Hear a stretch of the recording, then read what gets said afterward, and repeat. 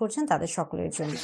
Hello viewers, আসসালামু আলাইকুম। আমি ডক্টর নুসরাত জাহান দৃষ্টি কাজ করছি sexual health educator, clinical councillor এবং ক্লিনিক্যাল সোশ্যাল ওয়ার্কার হিসেবে আমার verified YouTube channel sex edu with doctor দৃষ্টির সাথে। দেখা যায় যে পিল এবং কন্ডোমের ক্ষেত্রে একটা বিষয় খুবই মিল রয়েছে, দুটোই একই সাথে জন্ম নিয়ন্ত্রণ পদ্ধতি, তবে রক্ষা দিয়ে থাকে। যেমন কন্ডোম একই দিকে যেমন অনাকাঙ্ক্ষিত গর্ভধারণ রোধ করে, তেমনি পাশাপাশি প্রতিরোধ করছে, অর্থাৎ কন্ডোম একই সাথে দুটি কাজ করছে। কিন্তু এই ক্ষেত্রে যৌন এবং কন্ডোমের ক্ষেত্রে বেশ কিছু তারতম্য রয়েছে।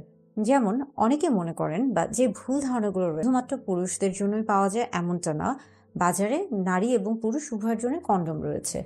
আবার অনেকে মনে করে থাকেন কন্ডোম ও পিল উভয় ক্ষেত্রেই দেখা যায় দুইভাবে তারা কাজ করে। কন্ডোম একই সাথে দুটি পদ্ধতি করে থাকে বা একই সাথে দুটি কাজ করে থাকে, অনাকাঙ্ক্ষিত গর্ভধারণ রোধ করছে এবং পাশাপাশি যৌনবাহিত জীবাণুর সংক্রমণকেও প্রতিরোধ করছে, অর্থাৎ সুরক্ষা দিচ্ছে। আবার অনেকে মনে করে থাকেন যে কন্ডোম এবং পিল শতভাগ নিশ্চিত সুরক্ষা দিচ্ছে, এমনটা না।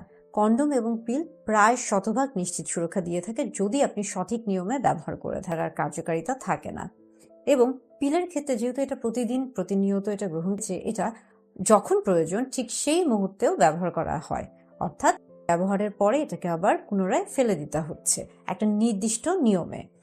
সেই ক্ষেত্রে দুই ক্ষেত্রে বেশ কিছু তারতম্য রয়েছে। এখন আপনার বা আপনার সঙ্গীর জন্য কোনের উপর, অর্থাৎ আপনি যদি একই সাথে দুটি কন্ডোম সবচেয়ে উপযুক্ত হবে। আবার আপনি যদি শুধুমাত্র অনাকাঙ্ক্ষিত গর্ভধারণ নিয়ে চিন্তা করে অবশ্যই একজন চিকিৎসকের পরামর্শ নিয়ে তারপরে সিদ্ধান্ত নিয়ে থাকবেন।